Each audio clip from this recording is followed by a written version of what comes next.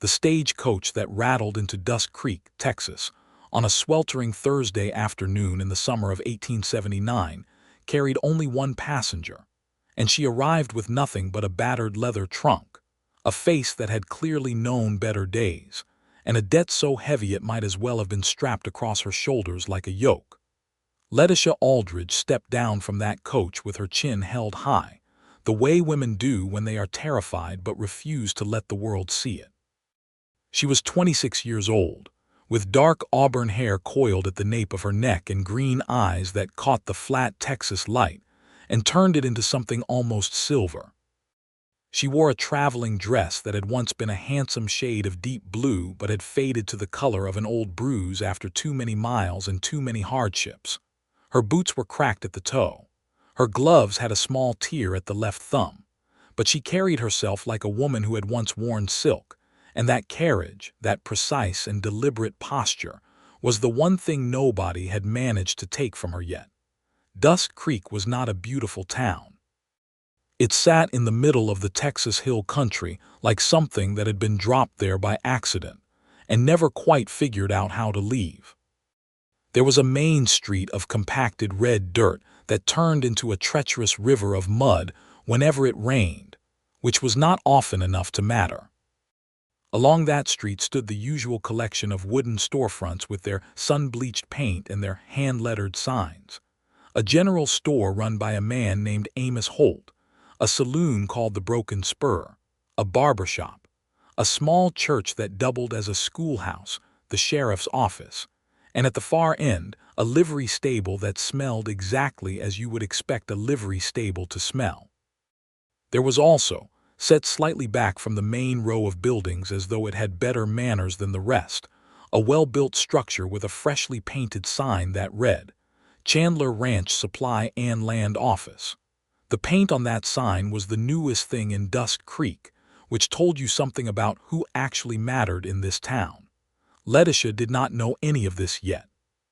She stood beside her trunk in the settling dust of the coach's departure and looked up and down the street with the focused gaze of a woman calculating her odds. They were not good. She had come to Dusk Creek because she had had no other reasonable choice.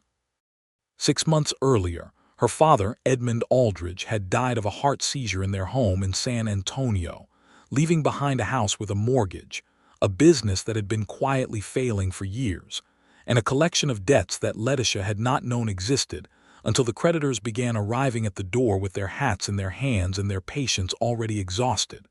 She had sold the house. She had sold the furniture, the silver, the good china, the pair of matched bay horses her father had been so proud of. She had settled every debt she could reach, and then she had discovered the one she could not. Her father had borrowed $450 from a man named Gerald Hatch 2 years before his death. Hatch was not a charitable man, and the terms of the loan had included a provision that any outstanding balance would accrue interest at a rate that would have made a loan shark blush. By the time Letitia learned of the loan's existence, it had grown to $620, and Hatch had taken the matter before a magistrate who had issued a judgment against the Aldridge estate. The estate, by that point, was Letitia. Hatch had given her 90 days to produce the money or face legal proceedings that would have stripped her of what little she had left. He was, she had discovered, originally from a small town in the Texas hill country called Dusk Creek, and he had connections there that he was not shy about using. He had made it clear that his connections in Dusk Creek included a property attorney who could make her life very difficult and a county judge who owed him favors. Letitia had come to Dusk Creek not because she had the money, but because she had heard, through a chain of acquaintances that stretched back to San Antonio, that a woman with her skills in bookkeeping and business management might find legitimate employment in a growing town. And she had come because running was not something she was willing to do. Whatever she was going to face, she preferred to face it standing still. She found the boarding house operated by a widow named Clara Beecham on her second inquiry, which was directed to the postmaster, who was also the telegraph operator and a man of extraordinary and enthusiastic helpfulness. Clara Beecham was a compact, energetic woman of about 50 with iron-gray hair and the kind of direct brown eyes that see through most forms of pretense without even trying. She took one look at Letitia standing on her porch with her battered trunk and said, "You look like you have had a longer road than you expected." "I have," Letitia admitted, and there was something in the simplicity of that answer that seemed to satisfy Clara Beecham entirely. She was given a clean, small room on the second floor with a window that faced east and caught the morning light in a way that was nearly beautiful.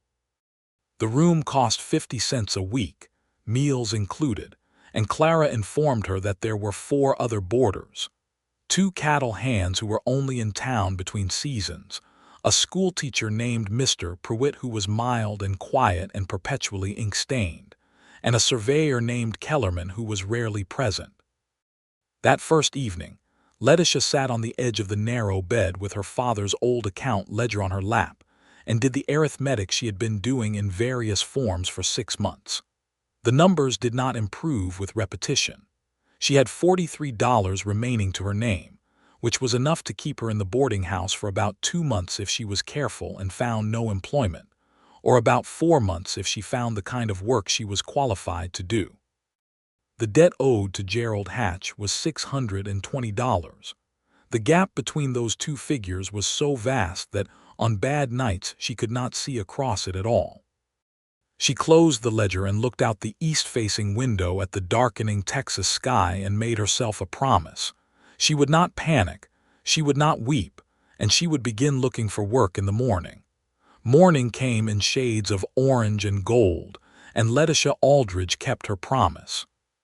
She dressed carefully in her second-best dress, which was a deep green cotton that was somewhat less faded than the blue one, pinned her hair with more precision than usual, and went downstairs to find Clara Beecham already at the kitchen stove and the schoolteacher Mr. Pruitt already at the table with a cup of coffee and a newspaper that was 3 weeks old, which was the freshest newspaper available in Dusk Creek. "Morning," said Clara, without turning from the stove. "Biscuits in 10 minutes. Coffee's on the counter."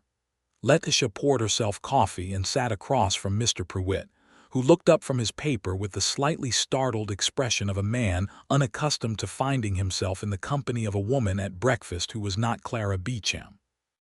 "Miss Aldridge," he said, recovering quickly, "good morning. I hope the room was comfortable." "Very comfortable, thank you. Will you be looking for work in town, if you don't mind my asking?" "I don't mind. Yes, I will. I have experience in bookkeeping and business accounting. I worked for several years in my father's importing business in San Antonio." Mr. Pruitt considered this with the gravity appropriate to the subject. "Amos Holt at the general store does his own books, though I suspect he does them badly. And then there is Theodore Chandler's operation. He deals in ranch supply and land, and his business has grown considerably in the last 2 years. He might need help." "Theodore Chandler," Letitia repeated, filing the name away. "Good man," Mr. Pruitt said, with the simple certainty of someone who has had ample opportunity to observe and has reached a settled conclusion. "Quiet, fair. Works harder than anyone in this county, which is saying something in a county full of people who work very hard." She thanked him and ate her biscuits, which were excellent, and then she went out into the morning. She tried Amos Holt first, partly because his store was closer, and partly because she wanted to warm up before she approached a more substantial business. Amos Holt was a round-faced man in his 40s with a genuine smile and a tendency to talk at great length about subjects that had nothing to do with the one at hand. He was delighted to meet her and completely unable to employ her. "I do my own books," he confirmed, "though my wife says I do them wrong, which she is probably right about, but I cannot afford help at the moment and probably should have managed better last year, when the drought hit and the whole county tightened up, which I am sure you heard about in San Antonio, though of course it was worse there in some ways and better in others." She extracted herself gently, thanked him, and walked toward the far end of the street where the Chandler Ranch Supply and Land Office stood with its freshly painted sign. The front door was open, which she took as an encouraging sign. She stepped inside and found a space that was organized with a precision that she recognized immediately as the precision of someone who actually understood how a business worked. The shelves were labeled. The counter was clear. The ledgers on the desk behind the counter were arranged by date, their spines outward. She noticed all of this in about 4 seconds, and in those 4 seconds she revised her opinion of Theodore Chandler upward considerably. The man himself appeared from a back room carrying a crate of leather goods, which he set on a shelf with the same economy of motion that characterized everything else in the room. He was 31 years old, though she did not know that yet. He was tall and lean in the way that men who work with their hands and their backs tend to be, with dark brown hair that wanted to curl, but was kept too short to manage it, and gray eyes that were the precise color of the Texas sky in November. He had a straight, firm jaw and hands that were calloused and capable-looking, and he wore a plain cotton shirt with the sleeves rolled to the elbow and a pair of well-maintained boots that told her he was careful with things he valued. He looked at her with those gray eyes and said, "Good morning. Can I help you?" His voice was lower than she had expected, not deep in a theatrical way, but steady. The kind of voice that does not need to raise itself to be heard. "I hope so," she said, and introduced herself and explained why she had come. He listened. This was, she would later think, one of the most striking things about Theodore Chandler in those early moments. He actually listened. He did not look away while she was talking. He did not interrupt. He did not look past her at something more interesting. He heard every word she said about her bookkeeping experience, her familiarity with accounts payable and receivable, her work in San Antonio, and when she finished, he was quiet for a moment in a way that was thoughtful rather than dismissive. "I do my own books," he said at last. Her heart sank about 2 inches, but I've been behind on them for the last 2 months because the land business expanded faster than I expected, and I spend more time out on the range now than I did a year ago. I could use someone who knows what they're doing. He looked at her steadily. "What's your rate?" She named a figure that was honest and fair and slightly less than she would have asked in San Antonio, because she was in no position to be proud about it. He nodded once the way a man does when a figure matches his internal calculation. "Can you start Monday?" "Yes," she said, "I can." "Good." He put out his hand, and she shook it, and the handshake was firm and brief and entirely professional, and she walked back to Clara Beecham's boarding house with something in her chest that she recognized as the first genuine relief she had felt in 6 months. She did not let it make her careless. She was still a woman with a debt of $620.43 to her name, and employment at a fair rate was not going to close that gap quickly enough to satisfy Gerald Hatch's judgment. But it was a beginning, and beginnings were what she had. Monday came and she arrived at the Chandler office at 7 in the morning, which was apparently the time Theodore Chandler opened his doors, because he was already there, and the coffee was already made, and the 2 months' worth of delinquent ledgers were already laid out on the work table with a kind of apologetic arrangement that suggested he was aware of their condition and slightly embarrassed by it. He was not a disorganized man. The problem was not disorder but volume. His business had grown quickly, and the land transactions in particular generated a volume of paperwork that would have challenged someone who had nothing else to do. He had everything, he had just not had time to reconcile and record it properly. "I'll have this current by the end of the week," Letitia said, surveying the stacks of receipts and contracts and correspondence. He looked at her with something that might have been mild disbelief but was too polite to say so outright. "The end of the week. Is that too slow?" "No," he said, and there was a note in his voice that she would have called amusement if she had known him better. "That's remarkably fast." She set to work, and it was, in a way she had not expected, deeply satisfying. The kind of satisfaction that comes from a problem that is complex but solvable, from numbers that will eventually balance if you are patient and precise and systematic. She worked through the morning with the focused quiet of someone who is genuinely happy doing what they are doing, and Theodore Chandler came and went behind her, dealing with customers and managing his supply inventory, and they occupied the same space with a natural ease that was, she thought at the end of that first day, surprisingly comfortable.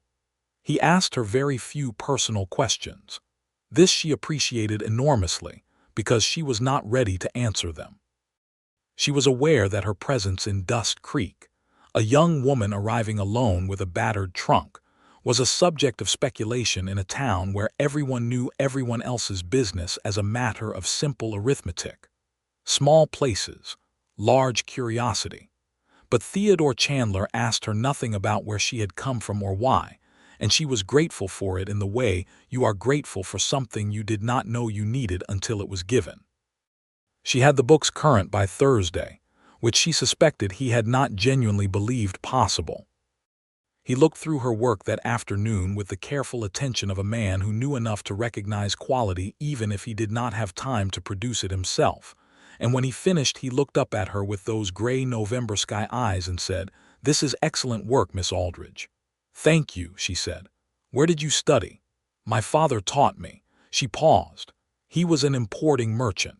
I kept his books from the time I was 16. There was a brief silence and she felt the edge of something personal approaching and braced herself. "Did he pass on?" Theodore asked, not prying, just willing to receive if she chose to give. "Last winter," she said. "Yes." "I'm sorry, simple. Sincere. No embellishment. Thank you." They went back to work, and that was all, and somehow in the simplicity of it something shifted between them by about 1/4 of an inch. Not enough to be visible, but enough to be there. The news of Gerald Hatch's claim against Letitia Aldridge reached Dust Creek before she had been there 2 weeks, which she had half expected. Small towns and bad news travel at the same speed, which is to say, faster than you would like. It was Clara Beecham who told her, sitting at the kitchen table after supper on a Tuesday evening, with the directness of a woman who believes that knowing an unpleasant thing is always better than not knowing it. "Gerald Hatch has a cousin in this town," Clara said. "Name of Rupert Crane. He's a property attorney, and he came to me this afternoon with a legal notice that he asked me to pass along to you. I don't like the man for what it's worth, but I thought you should have it."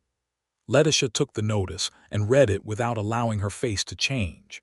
It was formal and legal and unpleasant in the specific way that legal documents are unpleasant. They use precise language to say imprecise and damaging things. The notice stated that in the matter of the Aldridge estate debt owed to Gerald Hatch, the judgment of $620 remained outstanding and would be subject to further legal action, including the potential attachment of wages and property, if not resolved within 60 days. 60 days. She had been in Dust Creek for 12. She folded the notice with care and set it on the table and said, "Thank you for telling me, Clara." "Is it bad?" Clara asked. "It's not good," Letitia said honestly, "but I knew it was coming. I just didn't expect it quite this quickly." She went upstairs and did the arithmetic again, though she already knew the answer. At her current rate of employment, she could save perhaps $40 in 60 days if she was extremely careful and spent nothing she did not have to. Added to her current 43, she would have perhaps $83 at the end of 60 days, against 620. It was not enough. It was nowhere near enough. She sat with this knowledge for a long time. Then she washed her face, braided her hair for the night, and went to sleep, because panic was a luxury she could not afford and sleep was not. What she did not know, because she was asleep, and because it happened quietly and without witnesses, was that Theodore Chandler had also received word.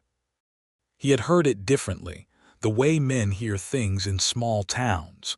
Across a counter, from Amos Holt, who had heard it from the barber, who had heard it from the postmaster, who had apparently been the original point of transmission from Rupert Crane, who had not been discreet about the matter at all. By the time the information reached Theodore, it had traveled through 5 people and accumulated a certain amount of dramatic embellishment. But the essential facts were accurate. The new bookkeeper at Chandler Ranch Supply had arrived in Dust Creek under a legal judgment for a debt of considerable size, and Rupert Crane was going to pursue the matter aggressively. Theodore Chandler had stood behind his counter after Amos Holt left and been very still for a moment in the way he was still when he was thinking seriously about something. Then he had gone to his back office and sat at his desk and looked at a number of things, including his own ledgers and a calendar and a piece of paper on which he wrote several figures, and then crossed them out and rewrote them. He knew Rupert Crane. He did not like Rupert Crane, which was a view shared by most of Dust Creek, but acted on by very few people, because Crane was an attorney with a network of legal connections that extended well beyond the county line, and picking a fight with him was not something most people were interested in doing. He also knew, or knew of, Gerald Hatch by reputation, which was entirely unfavorable. Hatch was the kind of creditor who pursued debts not because he needed the money, but because he enjoyed the pursuit. What Theodore Chandler did next was not something he decided in a single dramatic moment. It was, rather, the kind of decision that forms slowly and then reveals itself as already complete. He did not think of it as heroic. He thought of it as practical and necessary, in the same calm way he thought of mending a fence that had fallen down. He made inquiries. He verified the amount through careful conversation with the county clerk, who was a decent man named Fowler and a longtime friend. He confirmed that the judgment was legitimate, that it had been properly entered, and that the amount including accrued interest was indeed $620. Then Theodore Chandler went to the county bank and withdrew $620 from his own account, which left his balance at a figure that would have made most men uncomfortable, but which he had calculated he could manage. Because he was a man who planned carefully, and had been doing so since he was 17 years old and his father died, and left him with a failing ranch and no instruction manual. He went to the county clerk's office and paid the judgment in full against the Aldridge estate. He listed himself on the receipt as an anonymous satisfaction of judgment. He told no one. He went back to his office and built inventory and answered correspondence and prepared a new land contract. And when Letitia Aldridge came in the following morning at 7 o'clock sharp and said good morning and poured herself coffee and sat down at the work table, he said good morning back and asked if she had gotten the updated supply manifest reconciled. And she said she had, and they worked together in their comfortable, easy quiet, and he did not mention a word of what he had done. Not a word. Letitia Aldridge learned that the judgment had been satisfied 11 days later. She had gone to the county clerk's office herself, driven by the anxious need to know exactly where she stood and whether Rupert Crane had taken any additional legal steps since the notice. Fowler, the county clerk, was a tidy man with a tidy desk and a manner that was professionally neutral in the way of all good clerks. He looked up her matter with brisk efficiency, checked his records, and told her with the tone of a man reporting a routine fact that the Aldridge judgment in favor of Gerald Hatch had been satisfied in full and marked closed. She stared at him. "I beg your pardon," she said. "Satisfied," Fowler repeated patiently. "Paid in full, $620. The judgment was closed. He turned his ledger so she could see the entry. She read it. She read it again.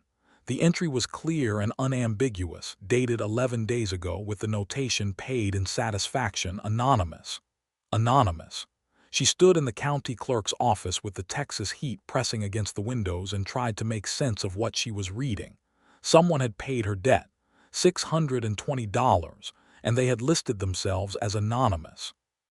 She walked back out into the street and stood for a moment in the flat white glare of the late morning sun, and went through the list of people in Dust Creek who could both afford to do such a thing, and might have reason to. The list was short. She did not know most of the people in this town well enough to imagine them paying $620 on her behalf. She thought of Clara Beecham, who was kind but not wealthy. She thought of Mr. Pruitt, who was on a schoolteacher's salary. She thought of Amos Holt, who had cheerfully told her he could not afford to employ her. She thought of various ranchers whose names she had processed in the land office files. And then she stood very still on the street and thought about Theodore Chandler. She thought about the amount. $620 was not a small sum, but it was not beyond a man whose business was as healthy as his ledgers indicated. She thought about the timing. It had been paid 11 days ago, which was 8 days after she had arrived at his office asking for work. She thought about the fact that he was precisely the kind of man who would know about the judgment through the same small-town channels that had informed everyone else. She thought about his remarkable absence of curiosity about her personal circumstances. She was not certain. She could not be certain without asking, but the sense of it settled in her chest like a conviction. She went to his office. He was at the counter reviewing a land plat with a rancher named Burkett who had been trying to purchase the adjacent section of his property for going on a year. She waited until Burkett had gone, which took about 20 minutes because Burkett was not a man who concluded a business conversation easily. When he had finally settled his hat on his head and headed for the door, Theodore turned to her with the normal, composed expression of a man who expects to be told something about inventory or accounts. She looked at him across the counter of his well-organized office in the full morning light and said, "Someone paid the Hatch judgment against me." His expression did not change. Not by a measurable amount, but she was watching very carefully, and something in those gray eyes shifted almost imperceptibly, the way still water shifts when something disturbs it from beneath. "Did they?" he said, flat, not a question. "Yes, paid in full, $620, marked anonymous." "That's good news," he said, still very even. "It is remarkable news," she said. "I am trying to understand who could have done it, who would have done it." "Could be any number of people," he said. "It couldn't, actually. In a town this size, the number of people who have $620 to spare and a reason to spend it on someone they barely know is very small." She kept her voice steady, but it cost her something. "Is there anything you would like to tell me, Theodore?" It was the first time she had used his given name. She had not planned it. It came out because she was past the point of formality and they both knew it. He looked at her for a long moment. Then he said, "Are you feeling better about your situation?" "That is not an answer to my question." "No," he agreed. "It isn't." She pressed her palms flat against the counter between them. "Not angry." "More than angry." Something more complicated than anger. Moved and disbelieving and fiercely determined to understand, and underneath all of that, softer than anything she would have admitted to just then, profoundly and unexpectedly touched. "You paid it," she said, not a question this time. The silence lasted perhaps 3 full seconds. Theodore Chandler looked at her with those steady gray eyes and said nothing, which was, she realized, itself a kind of answer. "You cannot do that," she said. "The transaction is closed," he said. "The judgment is satisfied. I did not ask you to do that. I did not even know you were doing it. You had no right." "You're correct," he said, without any defensiveness, just the simple factual acknowledgement of it. "I had no right. I made a decision without consulting you, and I understand if that is something you object to." She stared at him. "I don't just object to it. I am completely bewildered by it. We have known each other for less than 2 weeks. Why would you do that?" He was quiet for a moment, the thoughtful quiet she had come to recognize. Then he said, "Because you came in here asking for work when you were clearly in a hard situation, and you asked for a fair rate and not a penny more, and you did excellent work without complaint, and Rupert Crane was going to make your life miserable. And I have no use for Rupert Crane or Gerald Hatch or the kind of legal maneuvering they use against people who don't have the means to fight back." He paused, and because it seemed like the right thing to do, she opened her mouth and closed it and then said, somewhat helplessly, "That is $620. I know what it is. I am going to pay you back. You don't have to." "I am going to pay you back," she said again, with the absolute iron certainty of a woman who has spent 6 months navigating debt and is not about to begin a new one without her eyes open. "Every cent, with interest if you'll accept it." "I won't accept interest." "Then I will find a rate you'll accept, and accept it you will," she said, and there was something so determined and slightly fierce in it that something in Theodore Chandler's expression broke open just slightly. Just for a moment, into something that was entirely unguarded and warm. "All right," he said. They looked at each other across the counter of his well-organized office for a moment that was several shades longer than strictly necessary. "Thank you," she said then, and her voice had changed.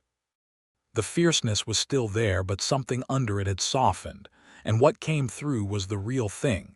Gratitude so deep it was almost painful. "I don't know what to say to you."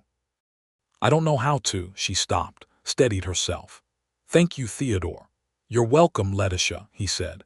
The way he said her name was very quiet and entirely even, and she felt it somewhere behind her sternum in a way she did not immediately examine. They went back to work. Because that was what you did in 1879 in a small Texas town where things needed doing.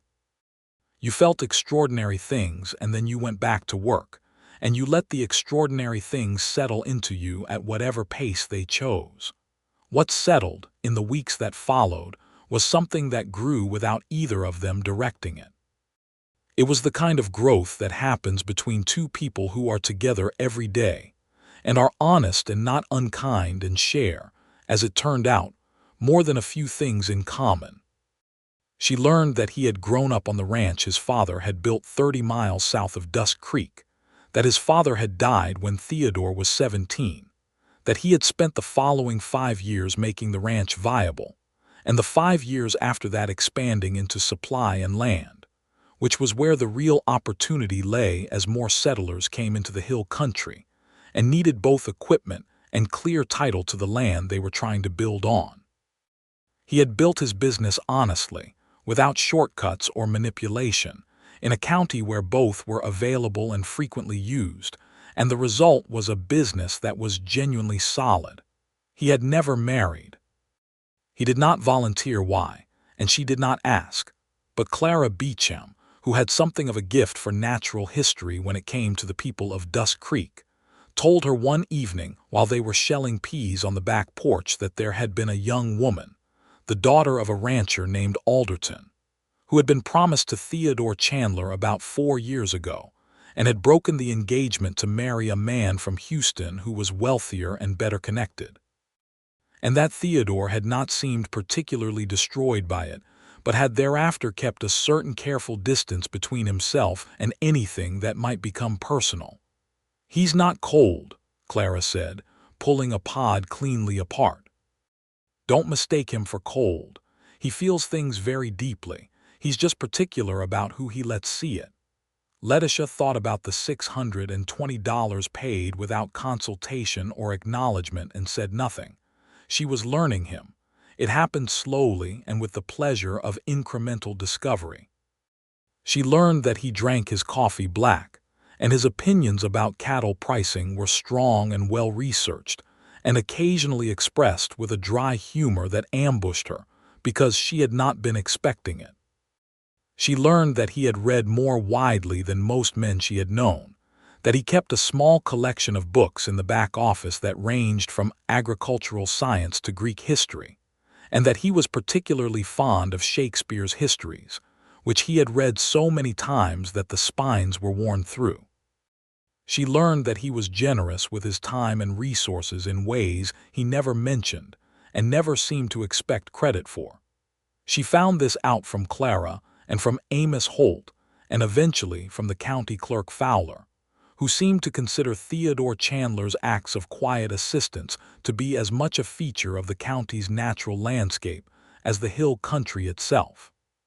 She learned all of this, and she held it carefully, the way you hold something you have started to care about more than you expected. He was learning her too.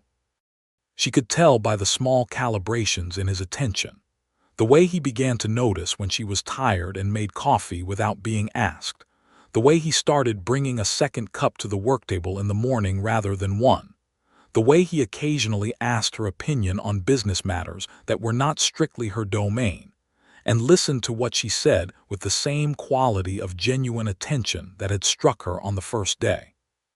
She learned that his asking was not patronizing and not performative. He was genuinely curious about how she thought, and this was its own kind of flattery, the most honest kind. One afternoon in late August, when the heat had settled over Dust Creek like something sentient and vengeful, she was working through a particularly complex set of land title documents when she found a discrepancy that made her sit up straighter in her chair. "Theodore," she said. He came from the back room. "Problem." "Possibly." She laid the documents out side by side and explained what she had found. A property sale recorded 2 years ago in which the land had been sold at a price significantly below its assessed value, with the buyer listed as a company whose name she did not recognize. The seller had been an older rancher named Pelham who, she had gathered from the files, had died the year before.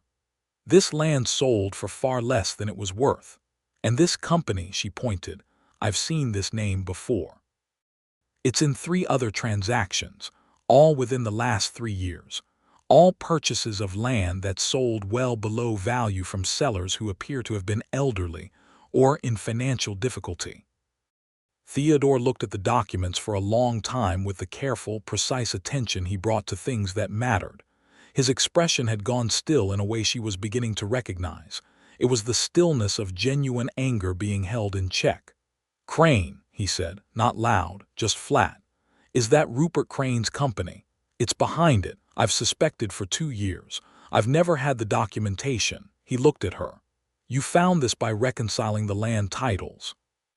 "I was cross-checking the assessment records against the sale prices as a matter of routine. It stood out immediately." He gathered the documents with careful hands and said, "I need to take these to Fowler. Today." He was already reaching for his jacket. This is the kind of thing that does not get better with waiting. She watched him go with a feeling that was complicated and warm. Respect was in it, certainly, the kind of respect that comes from seeing someone do the right thing not because it is easy or safe, but because it is right. But it was more than respect, and she knew it, though she was not quite ready to say so even to herself.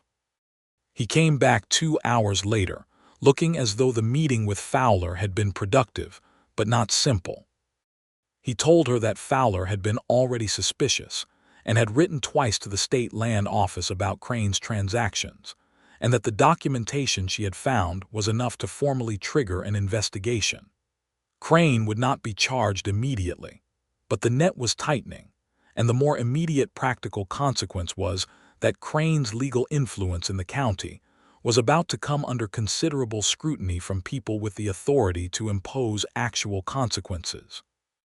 "Which means," Letitia said carefully, "that whatever leverage Crane had in this county is going to diminish. Significantly." "Good," she said, with a satisfaction that was not entirely unconnected to the fact that it was Crane who had served her with the legal notice on Gerald Hatch's behalf. Theodore looked at her for a moment with something in his expression that she did not immediately categorize and then said, "It was good work, Letitia, finding that." "It was good accounting," she said. "Anyone careful would have found it." "But it was you who was careful," he said, and went back to the supply shelves. And she sat for a moment at the worktable with the pleasant warmth of being truly and honestly seen. August moved into September, and September brought the first real breath of cooler air from the north that reminded Dust Creek it was not, in fact, summer forever. The cattle season was winding down, which brought the 2 seasonal hands back to Clara's boarding house and a general restlessness to the main street that was a kind of civic exhale after the long push of the summer. Letitia had established herself in the town with the quiet thoroughness of a woman who does not seek attention, but earns it by being consistently competent and consistently honest. Clara Beecham was fond of her. Amos Holt recommended her to anyone who asked, and several who didn't. Mr. Prewitt, the schoolteacher, had discovered that she was capable of discussing history and literature with genuine engagement, and had taken to saving her the good sections of the old newspapers when they came in. She had also begun attending the Sunday services at the small church, partly from genuine habit and partly because it was one of the few social occasions in Dust Creek that was not the saloon, and she had no particular interest in the broken spur. Theodore attended as well, sitting 3 pews back from the left on the aisle, and they had begun walking back from the church together in the late September mornings, which had started without discussion and continued without discussion, and had become, she realized, the thing she thought about most on Saturday evenings. Those walks were not long. Dusk Creek was not large enough for long walks. But they were the part of the week that felt most entirely itself, most free of the professional structure that governed their time in the office. They talked about everything and nothing, about the political situation in Austin, which was complicated, about the land investigation into Crane's dealings, which was progressing, about the season and the ranch supply needs she had identified from the fall orders coming in. They talked about books. He asked her one Sunday morning about what she had read as a child, and she told him about her father's library in San Antonio, which had been the thing she missed most when it was sold, and he listened with the particular quality of attention he brought to things he genuinely cared about. "What happened to the books?" he asked. "Sold with the rest. I kept 2. She named them, a volume of Elizabeth Barrett Browning's poetry that had been her mother's, and a worn copy of a natural history that her father had given her on her 13th birthday. "That's what you kept," he said, not surprised, just noting it with the tone of a man filing information carefully. "They were the ones that mattered most." He nodded. They walked in comfortable quiet for a few steps, and then he said, "I have something I should probably give back to you at some point then." She looked at him. "What do you mean?" "The interest you insisted on paying on the repayment amount," he said, with a slight dryness that was his version of humor. "You've been applying it to an account that I've been deliberately keeping separate. I intend to use it to buy you something useful." "Theodore," she said, "you are going to argue with me." "Obviously." "Save it," he said calmly, "for something worth arguing about." And then he smiled at her, which he did rarely and which, when he did it, rearranged something in the air between them entirely. She had been falling in love with him. She understood this with the clarity of a woman who had not expected it, and could not quite dismiss it as anything else. She had tried, in the preliminary way you try things when you are frightened of where they lead, to file her feelings under categories that were safer: gratitude, admiration, professional regard, the natural warmth of two people who work closely together. But gratitude does not make you lose your train of thought when someone smiles at you. Admiration does not make you acutely aware of where someone is in a room. Professional regard does not make Sunday mornings feel like the most important part of the week.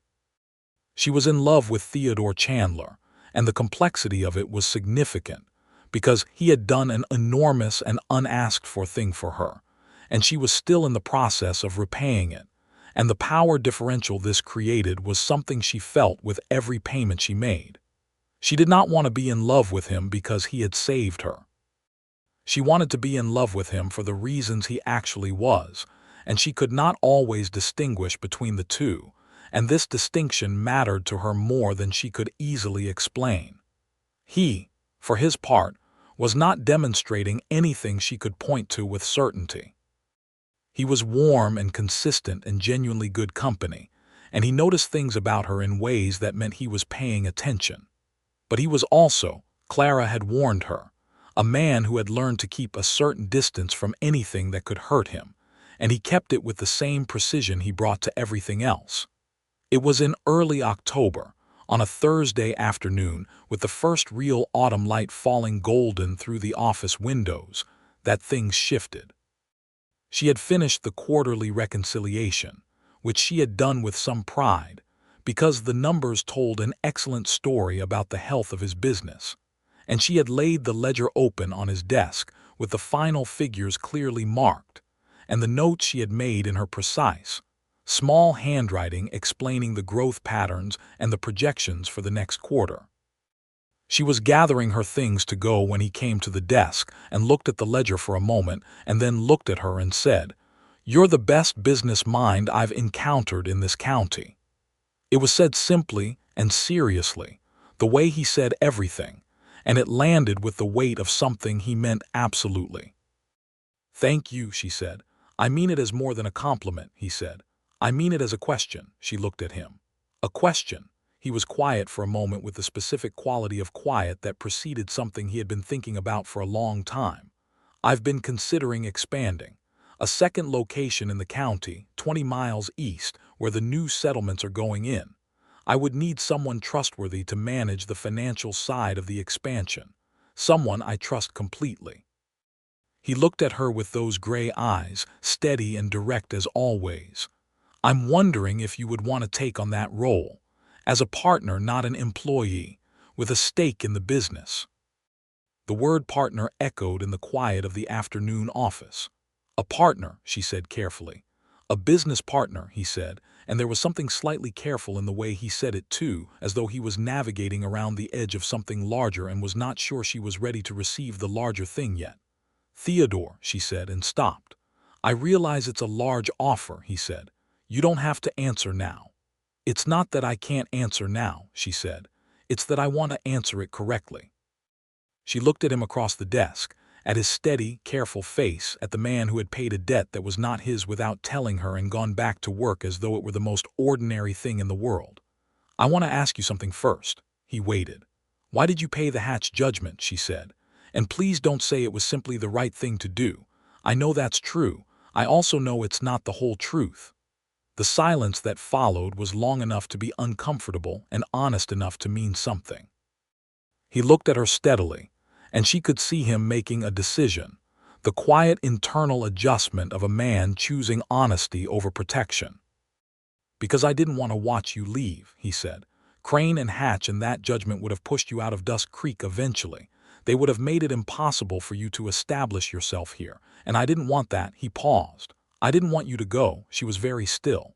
I had known you for 8 days, he said, with the slightest edge of something self-aware in his voice. I recognize that is not a rational foundation for the decision. No, she said, it isn't. But it's the truth. She looked at him for a long moment in the golden October light, and everything she had been trying to categorize and contain came loose at once in the quiet way of things finally allowed to be what they are. I'm not leaving, she said. He looked at her with those gray eyes, and something in them changed profoundly and irrevocably, the careful distance crumbling the way it does when you stop working to maintain it. Good, he said. And I will take the partnership, she said. On the condition that we agree the terms in writing, and that I have full authority over the Eastern Branch accounts. Something moved across his face that was absolutely a smile, warm and unguarded, and entirely without restraint for the first time since she had known him. Agreed, he said. And, she said, and her heart was going at a pace she could feel, I should tell you that the reason I keep such careful records of my debt to you is not only because I am principled about debt. It's because I wanted the balance between us to be even before I told you that I think about you rather more than is professionally appropriate. The silence after that was brief and complete. Theodore Chandler came around the desk with the purposeful economy of motion that characterized everything he did, and he stood before her close enough that she could see the details of his face clearly, the fine lines at the corners of his eyes, the way his jaw worked slightly as though he was making sure of something, and then he said, very quietly, "May I?" "Yes," she said. He kissed her with the same quality he brought to everything, careful and entirely certain, and more warm than she had quite imagined, his hand coming up to the side of her face, with a gentleness that was startling in someone who worked as physically as he did. And she let herself lean into it the way you lean into something you have been waiting for without knowing quite how long you have been waiting. When they separated, she looked at him and found that he was looking at her with an expression so open and undefended that it made her breath catch. I have been hoping for that since approximately the first Tuesday you were here, he said. The first Tuesday, she said. What happened on the first Tuesday? You found an error in the Burkett land contract that I had made 6 months ago and corrected it without saying anything about it. She laughed.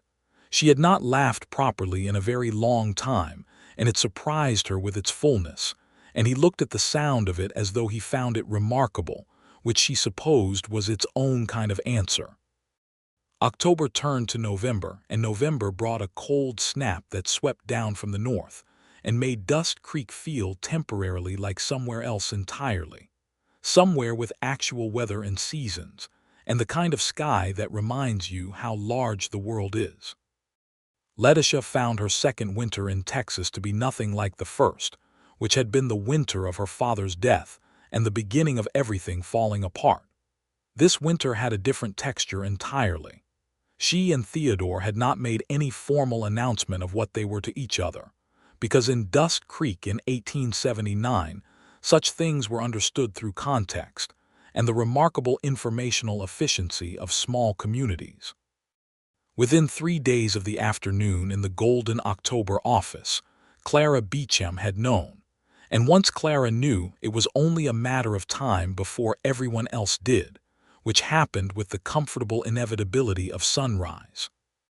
The response of Dust Creek to this development was, broadly speaking, approving. Amos Holt told Theodore with genuine warmth that he was glad he had the sense to recognize a good thing. Mr. Prewitt gave Letitia a slightly formal congratulations that she found touching in its sincerity. The two cattle hands at Clara's boarding house were enthusiastic in a way that bordered on boisterous, which Clara shut down at supper with a single look. The investigation into Rupert Crane's land dealings had progressed substantially by November. The State Land Office had sent an investigator, a quiet, methodical man named Grant who spent 2 weeks in Dust Creek going through county records with the careful attention of someone who knows exactly what he is looking for. The documentation Letitia had found proved to be the thread that, when pulled, unraveled a scheme that was more extensive than even Theodore had suspected. Crane had been systematically acquiring undervalued land through a combination of legal pressure and fraudulent appraisals, reselling it at profit through intermediaries, and sharing those profits with the county judge who had been making the legal machinery run smoothly. The county judge's resignation was accepted in December. Crane faced formal charges that would take years to fully resolve in the courts, but his ability to practice law in the county was immediately suspended, and the leverage he and Hatch had wielded over people in Dust Creek collapsed with the speed of things built on bad foundations. Gerald Hatch in San Antonio was also facing difficulties, as the investigation had revealed that the loan he had made to Edmund Aldridge was not his only such instrument. He had made similar loans to a number of people in circumstances that suggested predatory intent, and the San Antonio authorities were now interested in him. None of this reversed the debt Letitia had owed or the payment Theodore had made, but it meant that the people who had threatened her were no longer in any position to threaten anyone. She told Theodore about it one evening when they were sitting in Clara's parlor after supper, a space Clara had begun making available to them with a diplomatic regularity that suggested she was entirely aware of what she was facilitating. The parlor was warm, which was not always a given in a Texas November, and there was a lamp on the side table that made everything amber and close. "Does it change anything for you?" he asked, knowing Hatch is being held accountable. "In a practical sense, no," she said. The debt was real. My father genuinely owed it, whatever Hatch's intentions were. She looked at her hands in her lap. "In another sense, yes. It's easier to feel that what happened to my father was not entirely his own failure, if that makes sense. He was a good man who made a bad arrangement with a bad man. I knew that, but it's different to have it confirmed." "Your father," Theodore said, with the careful tone he used when he was approaching something personal, "sounds like he was someone you loved very much." "I did," she said. "He was not perfect. He was sometimes impractical and occasionally too proud, and he kept things from me that he should not have kept, including the Hatch loan, because he did not want me to worry." She paused, "which is why I am somewhat particular about people doing things for me without my knowledge." The implication was not subtle. Theodore looked at her with an expression that was rueful and entirely undefended. "Noted," he said. "I'm not rebuking you," she said quickly. "I am telling you that I understand what it is to want to protect someone from difficulty. I understand why you did what you did." She met his eyes. "But I would rather know in the future. Whatever the difficulty is, I would rather know." "Yes," he said, with the simple directness of a man making a genuine promise. "I understand." She reached across and put her hand over his, which was lying on the arm of his chair, and he turned it over and held hers with a warmth and steadiness that felt like the best version of the word dependable, which she had not known until that moment could feel like such a romantic thing. "I want to be your partner in everything," she said, "not just the business." He looked at her for a long, full moment. "Letitia, I mean it practically," she said, "and I mean it in every other sense of the word." He was quiet for a moment with the thoughtful quality she loved, and then he said, "I had intended to do this more formally." "Do what more formally?" He reached into the pocket of his jacket and produced a ring, a simple gold band with a small garnet set in it, unpretentious and carefully chosen, which was exactly what she would have expected. "I had a specific evening planned," he said, with the slight tone of a man whose careful plans have been pleasantly disrupted.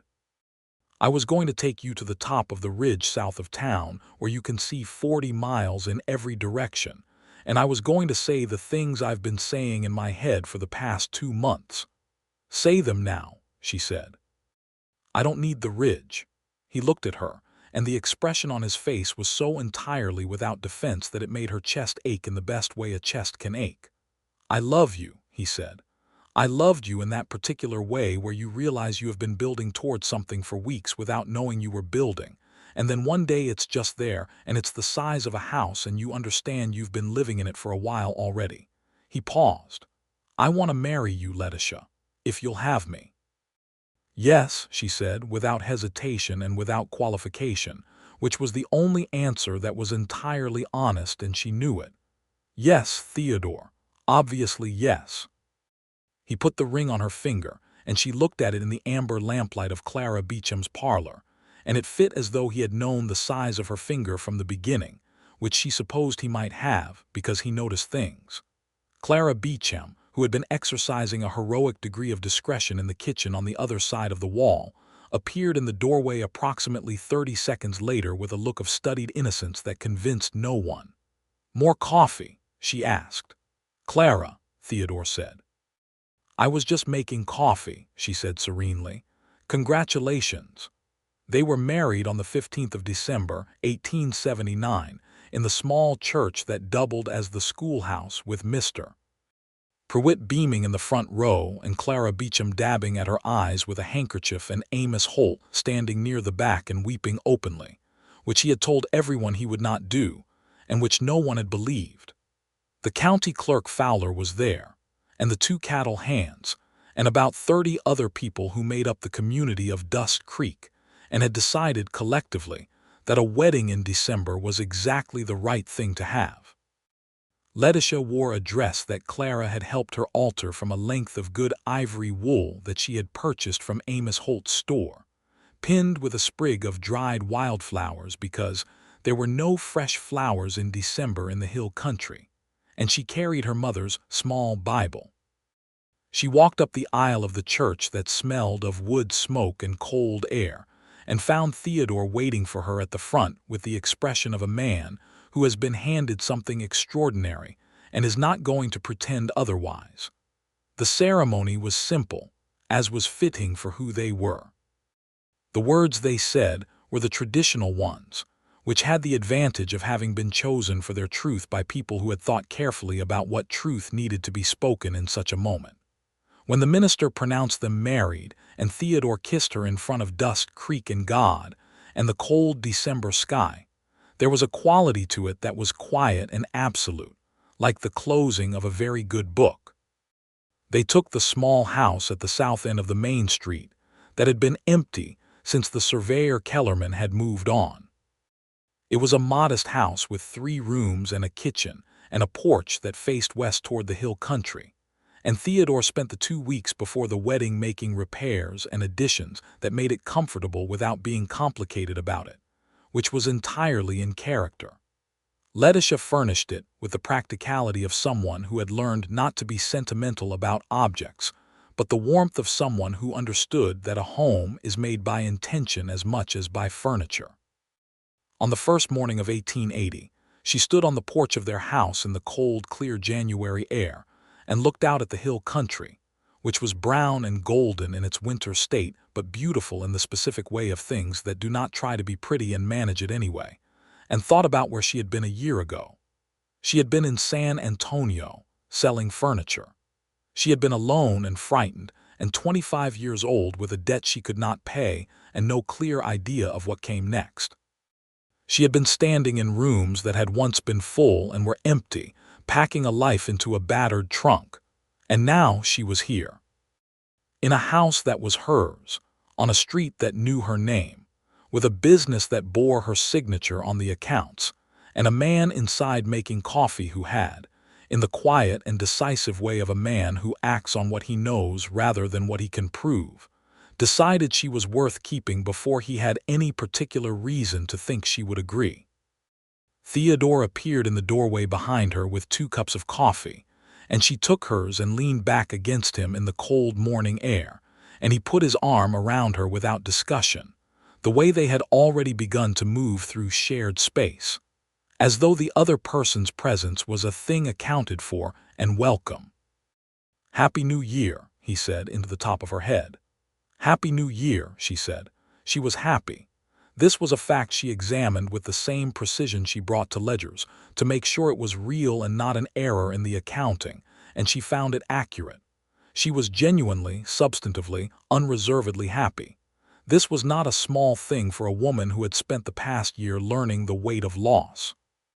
The spring of 1880 brought the expansion Theodore had proposed, and Letitia threw herself into the planning of the Eastern Branch with a thoroughness that even he found impressive, which was saying something given that he had always regarded her thoroughness with something approaching reverence. She spent 2 weeks in late March traveling to the new settlement 20 miles east with Theodore to assess the site, meet the local ranchers and landowners who would be their customers, and negotiate the lease on a building that was not yet built but whose construction she watched with an engineer's attention to whether the contractor was doing what he had said he would do. The Eastern Branch opened in May. It was smaller than the Dust Creek location but well situated, and the regional ranchers took to it immediately because the prices were fair, and the service was honest, and the accounts were kept by a woman whose reputation for precision had somehow, through the channels of small-town communication that she was beginning to understand operated like weather systems, preceded her to the new territory. By the summer of 1880, Letitia was also carrying their first child, which she discovered in June and told Theodore on a Sunday morning after church in the golden summer light of their west-facing porch. He was very still for a moment, which she had learned to read accurately. It meant he was feeling something large and was organizing it. "Are you well?" he said first. "Very well," she said. "Clara says the summer will be uncomfortable but the fall should be easier. Clara knows. Clara figured it out before I told her and was kind enough to wait for me to say it first." He looked at her then with an expression that was unguarded and profound and moved, the expression of a man confronting something he had wanted without quite daring to name it. He pulled her into his arms on the porch in the Sunday morning light and held her with the same careful strength he brought to everything, and she felt his breath change the way a person's breath changes when they are feeling something they cannot say yet, and she held him back with equal conviction. "I am extraordinarily happy," he said, into her hair. "I know," she said. "So am I." Their son was born in February of 1881, in the middle of a cold snap that was milder than the previous years, and accompanied by a clear sky that suggested even the weather was in a cooperative mood. He was a healthy, loud, absolutely certain of himself infant who arrived at dawn, and made his presence known with an efficiency that reminded both of his parents of no one so much as his mother. They named him Edmund, for Letitia's father, and the middle name they chose was James, which had been Theodore's father's name.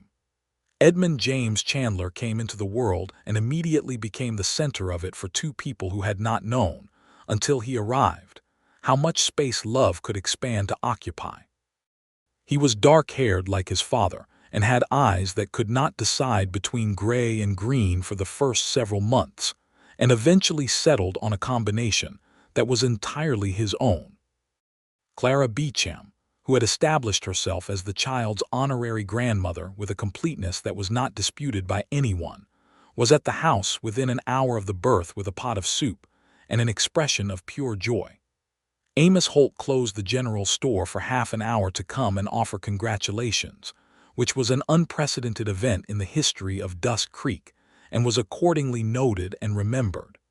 The years settled into themselves with the good weight of things built carefully. Dusk Creek grew as the hill country settled and Theodore's business grew with it, anchored by Letitia's management of the financial side of things, and expanded by the eastern branch that had proven more successful than either of them had initially projected. She had, by 1882, built a reputation that extended well beyond the county. A land attorney from Austin had hired her to reconcile a complex set of disputed estate accounts, and she had done so with such clarity and completeness that he had recommended her to two other attorneys in Austin who faced similar problems. She turned down those commissions because she had more than enough work in Dusk Creek, and she had no interest in being away from Edmund or from Theodore for the weeks such commissions would require. But the fact of being asked confirmed something she had been building toward, that the woman who had stepped off a stagecoach in a faded blue dress with a debt she could not pay was now a woman whose professional reputation was known and respected across a meaningful portion of Texas, which was a distance she had traveled through sheer precision and effort, and which was entirely her own. She was also, by the spring of 1883, expecting again, which she discovered in March, and which Theodore received with the same quality of profound happiness he had brought to the first time, though with somewhat more practical confidence that everything would go well. The pregnancy was indeed easier than the first, and their daughter arrived in October of that year, on a warm fall day with the hill country in its best autumn color, outside the window of the room where Clara Beecham presided over the proceedings with the authority of someone who has done this before and intends to do it correctly. They named her Ada, which Letitia had chosen because she liked the simplicity and the strength of it, and Theodore had agreed without deliberation because he trusted her judgment in most things and in this thing entirely. Ada Chandler turned out to have her father's gray eyes, very clear and steady, and her mother's disposition toward getting what she wanted, which in combination produced an infant of extraordinary force of personality who had everyone in the household organized within 6 months of her arrival. Edmund adored her with the wholehearted conviction of a 2-year-old confronted with a baby sibling, which included attempting to teach her to walk at an age when she was clearly not ready, sitting next to her basket for long periods to observe her, and bringing her various objects he considered interesting, including a small stone, a piece of rope, and one of his father's leather gloves, all of which she received with the profound indifference of an infant who has priorities. Theodore, watching these proceedings from the doorway of the parlor one November evening, had an expression on his face that Letitia caught from across the room, and that she kept with the same care with which she kept the things that mattered most. It was pure, uncomplicated wonder, the expression of a man who has been given more than he believed he would have, and is not taking a single moment of it for granted.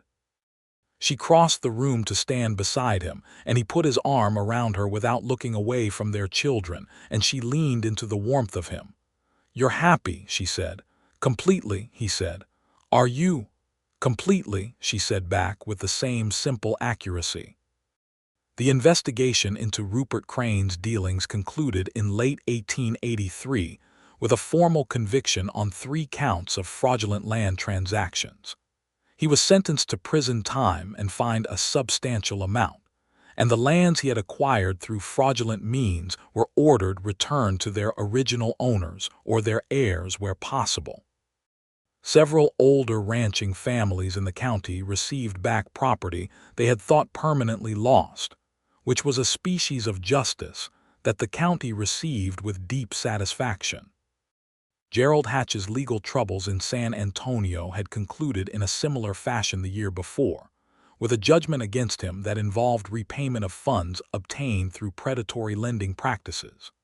The judgment was too late to return anything to Letitia's father's estate, because the estate was long since settled, but it meant that the man who had transformed her father's debt into a weapon against her had faced consequences for doing so, and this was a satisfaction she allowed herself to feel fully. She thought sometimes of the night she had sat in Clara Beecham's boarding house with the legal notice folded on the table before her, calculating the gap between what she had and what she owed. $620. At the time it had been the largest and most hopeless number she could imagine. Now she managed accounts that ran to thousands of dollars quarterly, and the number that had once seemed insurmountable was a figure she could write in a column without particular emotion. But she had not forgotten it, and she had not forgotten what Theodore had done. She had raised the subject with him again exactly once, in the second year of their marriage, on a quiet evening when they were sitting together after the children were asleep, and the house had the particular quality of peace that full and happy houses acquire after the people in them have settled for the night. She had told him that she needed to say something she had been meaning to say for a long time. "I know that I repaid the principal," she said. "I know the account between us is formally closed. But I want to say properly what it meant." She looked at him across the small space of the parlor with its warm lamp and its books and the comfortable evidence of their shared life. "You acted on a belief that I was worth keeping when you had no reason to be sure of it. You could have been wrong. I could have been entirely different from who I turned out to be, and you would have paid $620 for nothing." "I could have been wrong," he agreed, "but you weren't." "No. What made you certain enough to act on it?" He thought about this with the genuine and unrushed consideration he always brought to things that deserved it. "You didn't ask for help," he said finally. "You came in here and asked for work. And you were going to manage with what you could earn, even though I could see the numbers weren't going to add up in time, even though anyone watching could see that Crane was going to tighten the grip before you could get traction." He looked at her steadily. "You had dignity in a hard spot, and you had skill, and you had something in your face when you were working that told me you genuinely loved it. The arithmetic, the order of it, that you took pleasure in it." A pause. "I knew then." She looked at him with the same fullness with which she had been looking at him for years by then, the look that had nothing held back in it. "You paid $620 because I looked happy doing arithmetic." The corner of his mouth moved. "Partly. What was the other part?" "You had green eyes," he said, completely seriously, "and you looked like someone who had been managing alone for a long time and was getting tired." She laughed, and it was the same full, surprised laugh that had startled him the first time he heard it, and he looked at it the same way, as though it were the best sound he could think of. She crossed the parlor and sat beside him on the settle, and he put his arm around her, and she settled against his side in the way they had arranged themselves together so many times that it was comfortable in the way of something completely natural. "Thank you," she said. "I know I've said it before. I'll probably say it again." "You don't have to," he said. "I know," she said. "That's why I want to." By 1885, the Chandler Ranch Supply and Land Office, which now operated out of both Dust Creek and the Eastern Branch, had grown sufficiently that Theodore had begun talking about a third location further north, where the cattle routes had created a natural need for the kind of supply and land services they provided. Letitia drafted the financial projections for the expansion through the winter of that year, and the projections were compelling and conservative both, which was the combination she preferred. Honest enough to be trusted, optimistic enough to justify the investment. They hired a man named Torres to manage the Eastern Branch, which freed Letitia to spend more of her time on the broader financial strategy and on the new expansion planning. Torres was a capable man who had come to Dust Creek the previous year from a ranch further south, and who had, as it turned out, a facility for the business side of things that made him exactly the right person for the job. Edmund was 4 years old by then, a serious and curious child who had inherited his father's quality of careful attention and his mother's precision with language, and had combined these into a personality that asked very thorough questions and expected thorough answers, and did not accept shortcuts in either. He spent a great deal of time in the Dust Creek office when Letitia was working there, sitting at a small desk his father had built for him in the corner, drawing things that he explained as plans, which could mean anything from a map to a picture of a horse depending on the day. Ada at 2 was a completely different proposition. She was kinetic where her brother was still, loud where he was quiet, and had already demonstrated an interest in climbing things that gave everyone in the house occasional moments of alarm. She was also, underneath the chaos she generated, deeply attached to both her parents in a way that was entirely uncomplicated and confident, the attachment of a child who has never had reason to doubt she is entirely wanted. Theodore watched his children with the same quality of wondering gratitude he had brought to their arrival, and it did not diminish. If anything, it deepened as they grew into themselves and revealed more of who they were going to be. He told Letitia once, in the way that men sometimes say things late at night when the dark makes honesty easier, that he had not been sure he deserved good things. After the girl from the Alderton ranch had broken the engagement and gone to Houston, he had spent 2 years building the conviction that he was better suited to business than to personal happiness, that the quiet, careful management of practical things was what he was for, and that anything larger and warmer was not really his territory. "And then you walked into my office," he said, "and argued about the rate of pay and immediately started correcting my ledgers." "I didn't correct your ledgers on the first day," she said. "I waited until I was sure." "That is a correction to my account of events," he said. "Yes," she said, entirely unrepentant. He pulled her closer in the dark and said, "What I mean is that you walked in and I thought, that is someone who matters." And the thought was so immediate and certain that it was like recognizing something rather than discovering it. She was quiet for a moment with the full weight of this, the way you are quiet when something true is said and you want to hold it completely before you respond. "I know what you mean," she said. "I thought the same thing, not immediately, but after the first few days when I began to understand what kind of man you were." She paused. "I thought, there is someone who is good in the way that it is very hard to be, without display, without expectation of return, just good." She found his hand in the dark and held it. "I thought, I cannot afford to love this man and I am going to anyway." "Why couldn't you afford it?" "Because you had done an impossible kindness and I was afraid that was why I felt what I felt, that I would not be able to distinguish between gratitude and love. And it turns out they are not incompatible," she said. "I am grateful. I'm also entirely, separately, completely in love with you. Both things are true and neither cancels the other." "Good," he said, with the simple decisiveness that was so completely him, and the dark quiet of the house settled around them.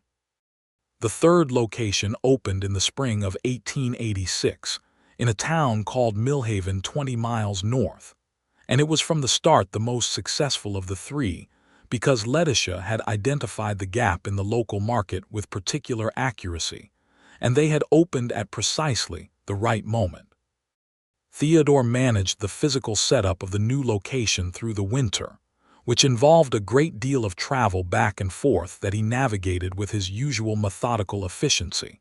And Letitia ran the Dust Creek operation and the financial planning from home, which she did with the added complexity of Edmund at 5 and Ada at 3, and a third child who was expected in August. She had told Theodore about the third pregnancy in January, and he had received it with the same quiet, profound delight as the previous two, along with the practical observation that they were going to need more help in the house, which was fair, and which resulted in Clara Beecham's niece, a capable young woman named Martha, coming to assist 3 days a week in an arrangement that worked well for everyone. The baby who arrived in August of 1886 was another boy, William Theodore Chandler, who came into the world in the summer heat with the same emphatic certainty his brother had demonstrated, and promptly demonstrated that he had inherited his mother's green eyes and his father's habit of observing everything before committing to a response. He was a quiet, watchful infant who grew into a quiet, watchful child, and who would prove, in the years that followed, to be the most introspective of the three Chandler children, with a depth of stillness that his father recognized as his own and his mother recognized as something powerful.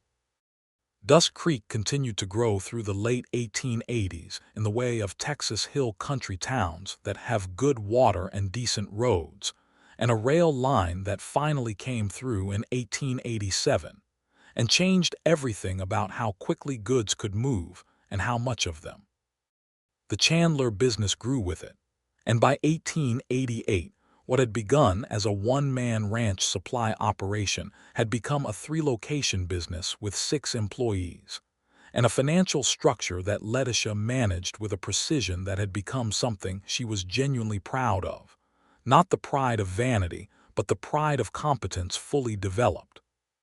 She was 35 years old in 1888, and she was not the woman who had arrived in Dusk Creek 9 years earlier in a faded blue dress with a debt she could not pay. She was something else, something built out of all the things that had happened since then. The work and the love and the children, and the particular education of sharing your life with someone who sees you clearly and loves what he sees. Theodore at 38 had become someone the county knew and respected, and brought their problems to, which was not a role he had sought, and which he handled with the same quiet, principled efficiency he brought to everything. He was on the county land board, which was a position he had not wanted and had accepted when it became clear that if he did not take it, someone considerably less principled would. He served without drama, and with the results that tend to come from having the right person in a position rather than the ambitious one. One afternoon in October of 1888, Letitia was sitting at the work table in the Dusk Creek office where she had sat so many times before, working through the quarterly reconciliation, when she was struck by a memory so vivid it made her set down her pen. She remembered sitting at this same table in October 9 years ago, in the golden afternoon light, when Theodore had come around the desk for the first time and asked if he could kiss her. She remembered the precise quality of that moment, the particular held-breath quality of it, the way the light had looked, and the way the office had smelled of leather and paper, and the good clean dust of a working space.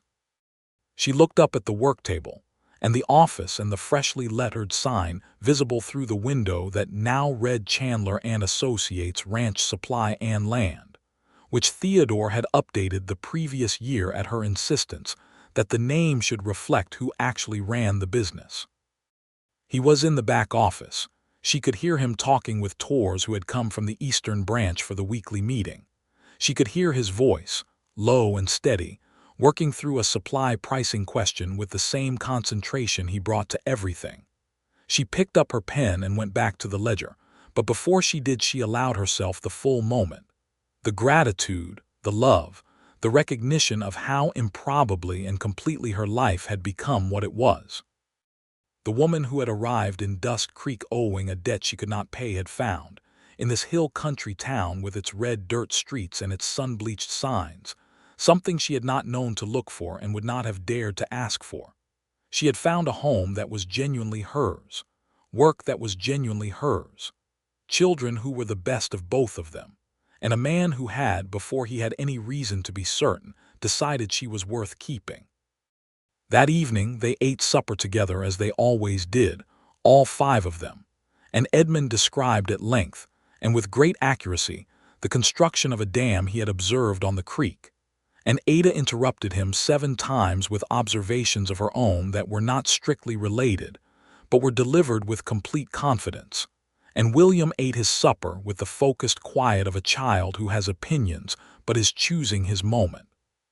Theodore caught Letitia's eye across the table in the way that parents do, The brief, complete communication of two people sharing the same moment of joy, and she smiled at him.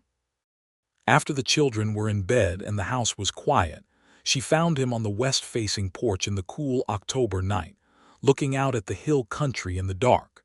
She brought 2 cups of coffee and sat beside him and handed him one, and he took it and his hand covered hers for a moment before settling around the cup. "Do you remember," she said, "what you told me that first time I found the documentation on Crane's land dealings? When you said it was the kind of thing that doesn't get better with waiting?" "Yes. I have been meaning to say something for 9 years," she said, "and I have been waiting for the right moment, and I have decided the right moment is now." He turned to look at her in the dark, the October stars behind them over the hill country. "I know what you did," she said. "I know why you did it, and I know you would do it again, and I know it is the kind of thing you cannot entirely help, the way you are made to look after what you care about with everything you have and without announcement." She looked at him steadily. "I want you to know that it is one of the things I love most about you, not because it benefited me, though it did, but because it tells me who you are, and who you are is the best man I have ever known." The night was quiet around them, the hill country spread out in the dark, the house behind them warm and full. Theodore Chandler looked at his wife in the October darkness, and his expression had the quality it sometimes still had, the quality of a man who has been handed something extraordinary and is not taking it for granted, and he said, "Letitia." "Yes," she said. "I would have paid 10 times that amount," he said, "if it had been the price." "I know," she said, "and I would do it again." "I know that too. And I love you," he said, "in the same way I always have. Completely and without reservation, and more than I can put in any order of words that satisfies me." She leaned against his shoulder in the October night the way she had leaned against him so many times before, and he put his arm around her and held her with the warmth and steadiness that had been the constant of a decade, and the hill country stretched out in the dark before them, vast and quiet and indifferent in the beautiful way of wild things. The debt was long since paid, every cent of it, every promise made and kept, every account reconciled and closed. What remained was not debt and not obligation, but something freely chosen and freely given, morning after morning, year after year, in the good and ordinary fullness of a life built honestly. And it was, by every reckoning she knew how to apply, more than enough. It was, in fact, everything. The west-facing porch held them in the dark while the hill country breathed around them, and the lamp burned warm through the window behind them, and somewhere in the house their children slept. And the stars over Dusk Creek, Texas, were as clear and numberless as they always had been, indifferent to debts and payments, and the particular grace of 2 people who had found each other in the unlikely dust of a small frontier town and had chosen, with full knowledge and open eyes, to stay.